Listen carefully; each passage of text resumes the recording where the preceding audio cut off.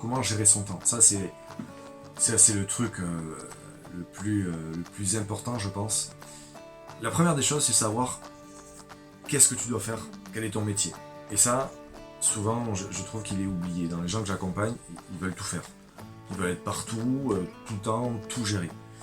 La première des choses à prendre en considération, ça c'est surtout quand tu as des employés, mais c'est se dire que c'est pas parce qu'il ne fait pas comme toi qu'il fait mal. Bon, ça demande un peu de temps, un peu d'exercice, et à lâcher prise un peu sur comment c'est fait.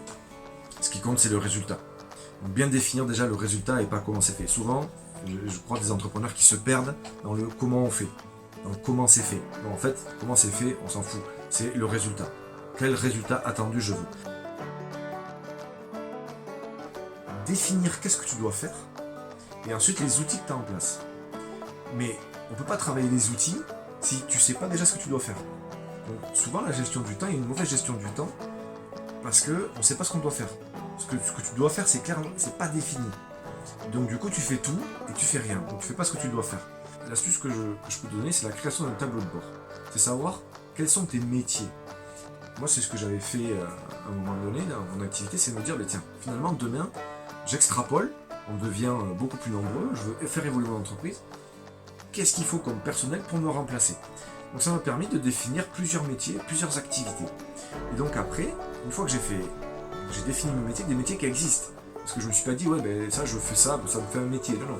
Je me dis, demain je veux recruter quelle annonce presque je mets pour recruter ces personnes.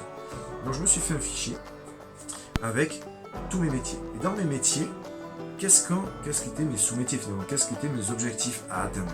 Donc ça m'a permis, dans des moments de souffle, enfin des moments de souffle, non. Dans des moments où je me sentais sous l'eau, de me dire, bon attends, là, dans quel métier tu te situes? Et je me suis rendu compte que finalement j'essayais de traiter 3 ou 4 métiers en même temps. Donc forcément dans ma tête c'était très flou. Donc je me suis dit non. Donc ce que j'ai fait après, une fois que j'avais défini tous ces métiers, c'est que je les avais mis en fait par jour de la semaine, par répartition en termes de timing. Là, je vais m'occuper de ça, ça va me prendre tant de temps, ça tant de temps, ça tant de temps.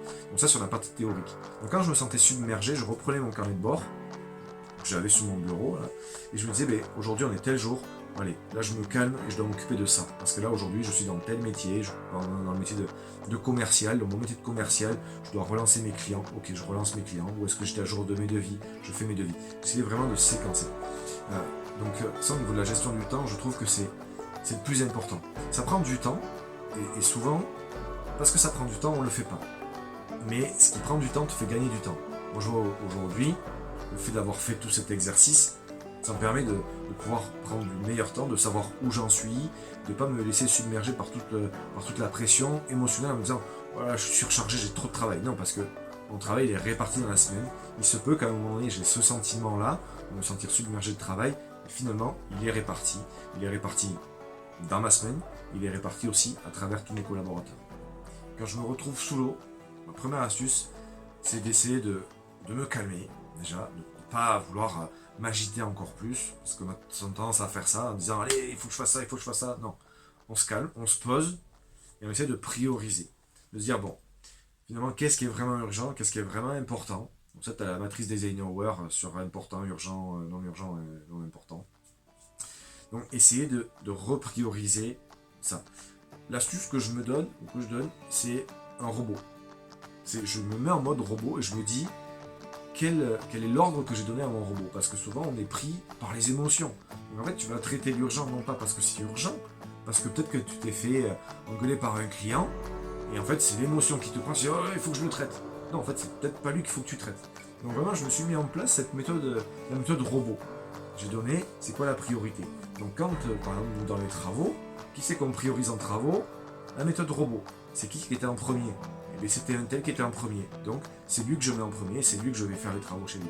Et je vais pas faire à celui qui gueule le plus, sinon tu t'en sors plus. Et sinon, là, tu gères plus, et tu gères que de l'émotion, et c'est difficile à gérer.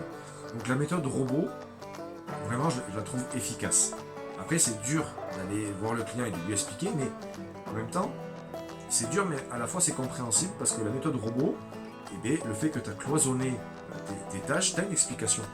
C'est-à-dire à ton robot, c'est le premier qui rentre. Et souvent, cette méthode robot, elle est logique. Donc le client, finalement, il peut t'en vouloir, mais tu dis oui, mais à un moment donné, c'est pas juste. Donc ma méthode robot, c'est donc la méthode robot. Ensuite, je prends mon carnet de bord pour savoir où j'en suis, quelle activité je dois faire. Ça me permet de redescendre cérébralement.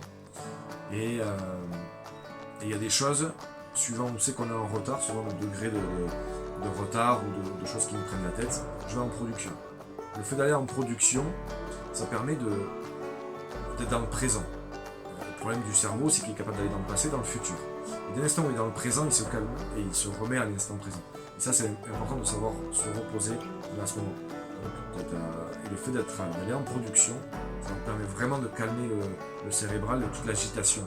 Parce que ce qui me génère du stress, c'est ça, c'est l'agitation de penser à ce qui va se passer. Et quand je pense au futur, je vais voir que du négatif.